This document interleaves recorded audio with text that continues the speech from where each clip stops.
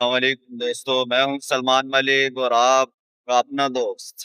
آج میں موجود ہوں اپنی shop per, Malik biryani and پکوان سیکٹر پر، جو کہ واقع ہے خیابان جامی روڈ، نیئر غریب نواز ہوٹل، پنجاب کالونی، کراچی کے اندر۔ آج ہم یہاں موجود ہیں، اتوار کا دن ہے، اور روڈ کے اوپر اگر آپ کو رش دکھاؤں تو اس وقت جو ہے نا بہت ہی کم تعداد کے اندر یہاں پہ ٹریفک ہے، ورنہ یہاں ٹریفک جو ہے بہت زیادہ رہتی ہے۔ اور آپ کو اپنی دکان کا ویو بھی کرا دیتا ہوں۔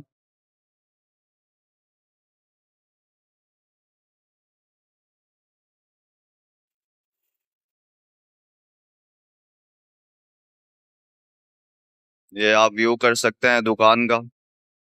یہاں پر مال آرڈر پر بھی تیار کیا جاتا ہے۔